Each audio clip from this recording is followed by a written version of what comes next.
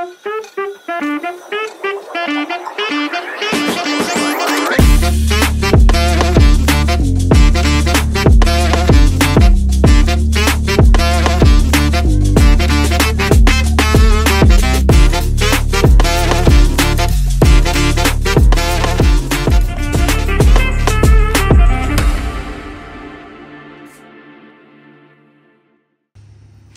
guys, gagawa pala tayo ng kakanin kasi ito nakita ko to sa sa reels, so gagayahin natin uli.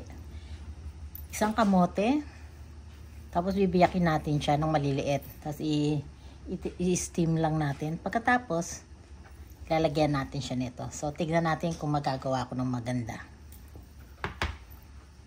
Okay, umpisa na natin.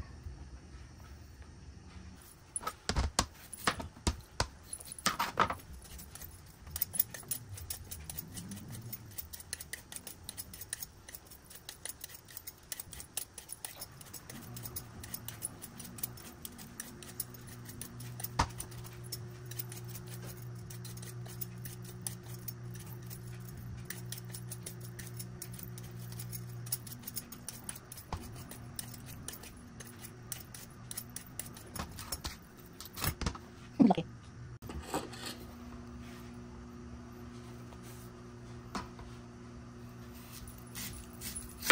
Hiwain natin ang pagganito.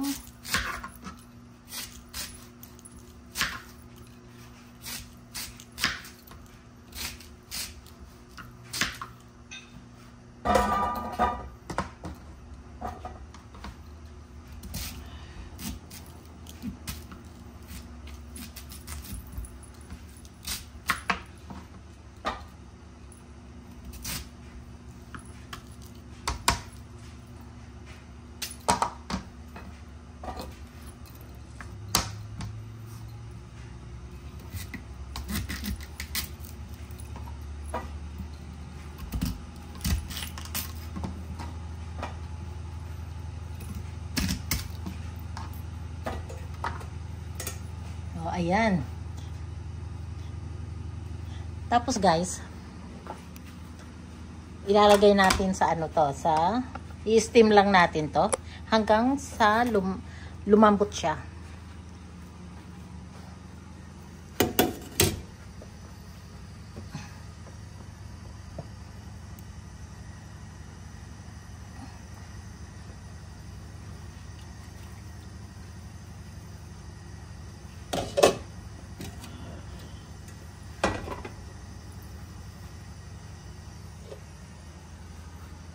So, ayan.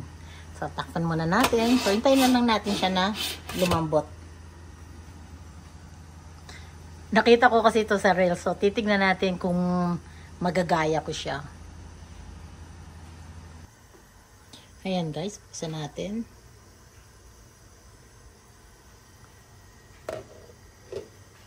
Tignan natin kung medyo malambot na siya.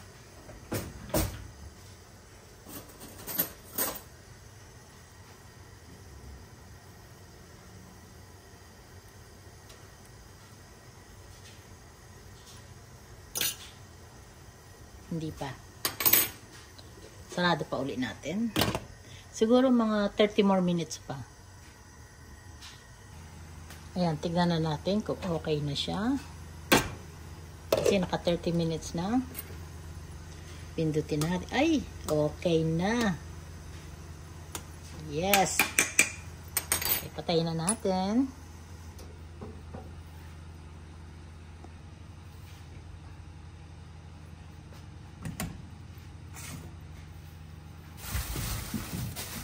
Ilagay natin sa isang lalagyan.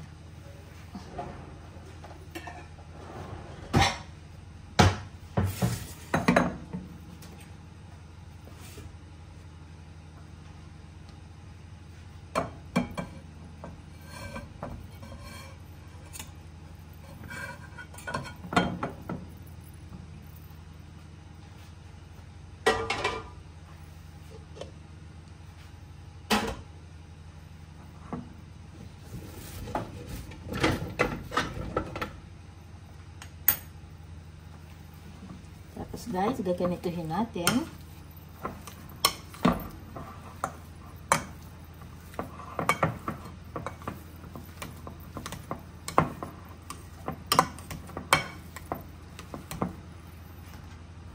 Tamang-tama lang yung pagkakaluto niya.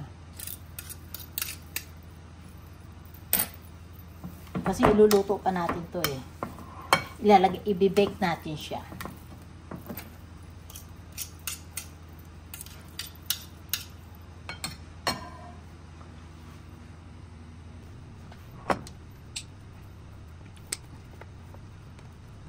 Ay, ayun. Ano ba yan?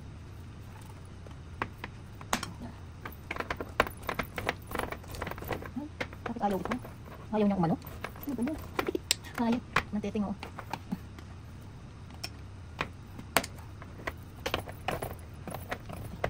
Ayaw guys. Andito na lang ng kutsilyo.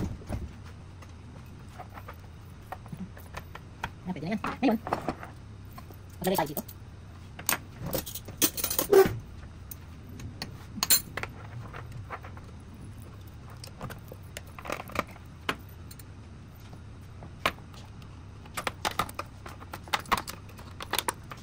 Ako kailangan din mo tapos ko makatakot. Ayaw. Tagal.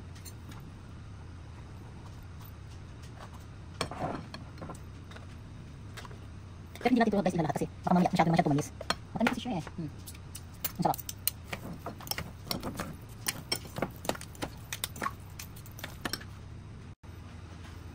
Lagyan pa natin ng konti. Hindi naman kasi siya gaanong matamis. Kaya tama lang. Nalagyan pa natin ng konti. Yan, tama na to. Pero guys, tinikman ko. Ang sarap. At tapos, lalo na pag naluto na to. Kasi nga, i-bake ko to. Lalong masarap.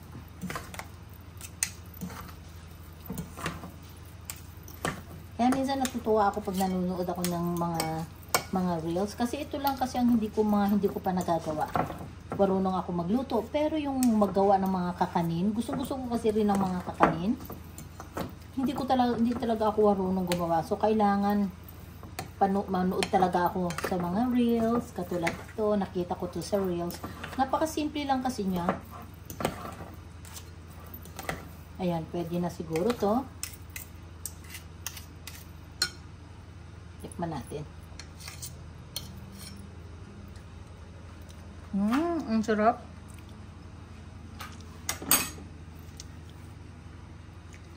Ang sarap guys.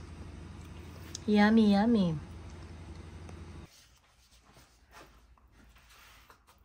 Lagyan natin siya ng konting butter.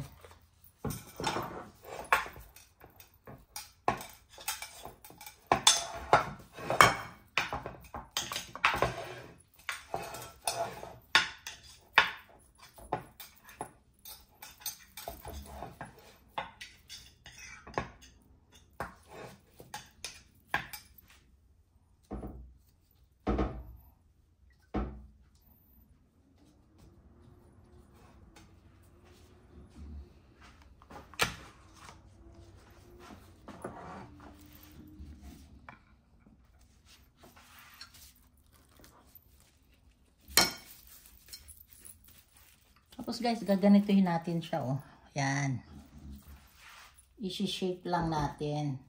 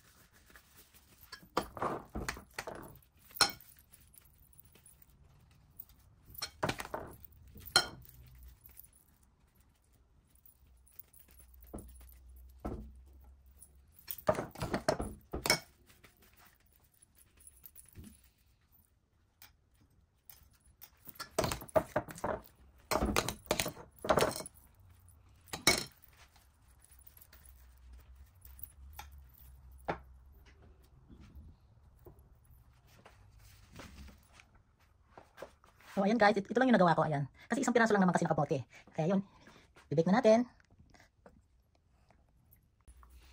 Ayan, ilagay ko na sa bake. Ayan, nasa 400 siya.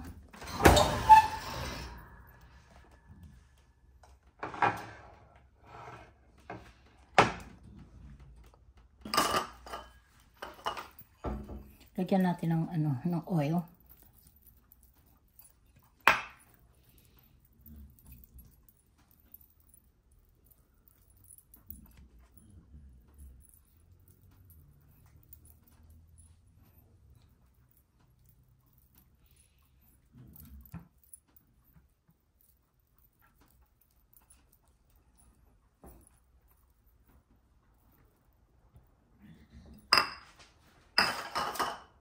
Ngayon, takpan natin.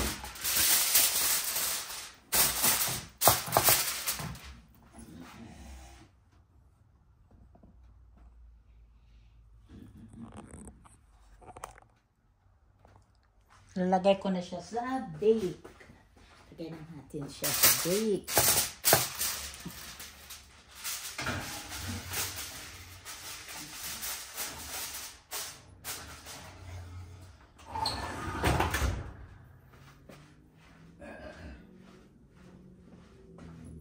Tapos isiset ko lang siya ng 30 minutes. Ayan guys, buksan na natin kasi tumunog na yung aking alarm. Tignan natin kung ano ang kung luto na yung loob. Ooh. Oh, ayan siya guys. Paanihin pa lang natin siya ng konti. Siguro anuhan ko pa ng 5 minutes pa. Para medyo mag-brown yung mag-brown lang yung konti. Magpula ng konti. Ang ganda. Okay siya. Oh, ayan guys, dapat ganito. Ayan yung nakita nyo yan. Ganyan dapat. Binaliktad ko kasi yung isa. So, ngayon, para lalong mas gumanda, lagyan pa natin siya na sa ibabaw uli ng oil.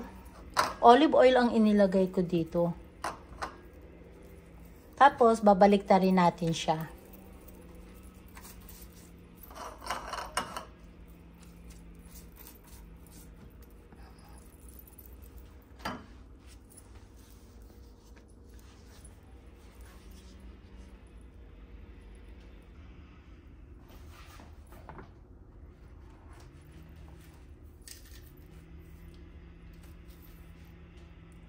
Yan, kailangan magdahan-dahan ako mag ganito kasi nga baka madurog siya.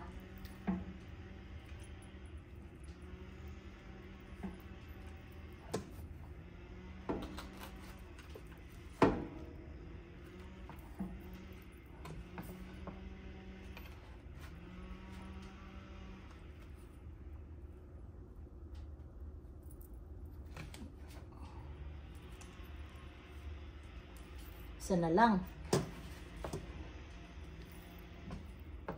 Ayan. Ayan guys.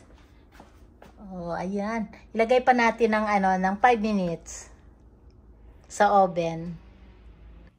Oh, ayan guys. Tumunog uli for 5 minutes. Ngayon, pwede na to. Okay na siya. Ayan guys. Oh, ayan. Ang ganda. Luto na siya. Ayan, tanggalin na natin.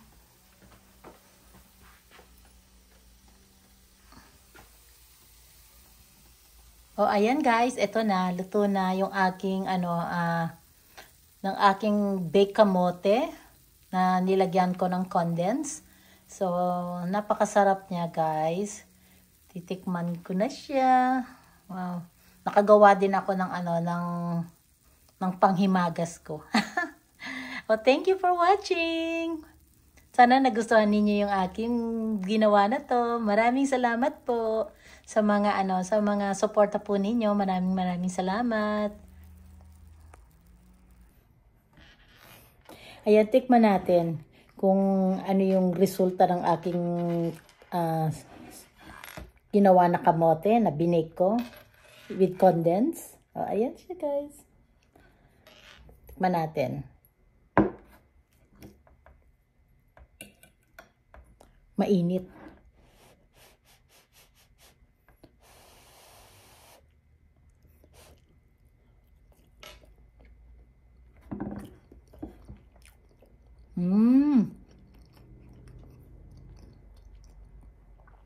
Ay, ang sarap.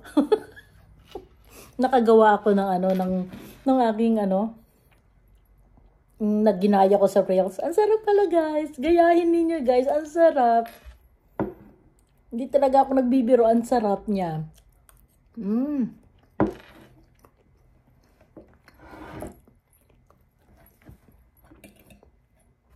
Ang sarap. Grabe. Mainit lang. Lalo ito mas masarap kung malamig. Kasi nga, ang hirap naman kainin pag mainit.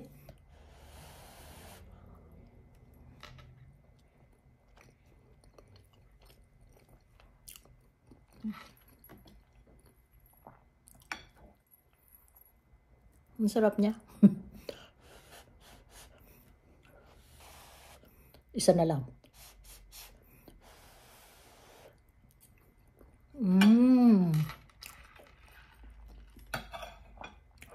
Yummy, napakainit lang. Hindi ko talaga kayang init. Okay guys, thank you sa mga panonood ko ninyo. Pinakita ko lang sa inyo. Ang sarap. Nakagawa ako. Thank you Reels sa panonood ko lagi. Kung sino man siya na nakita ko na gumawa siya nito. O para sa kanya itong gawa ko. Kasi ginaya ko siya.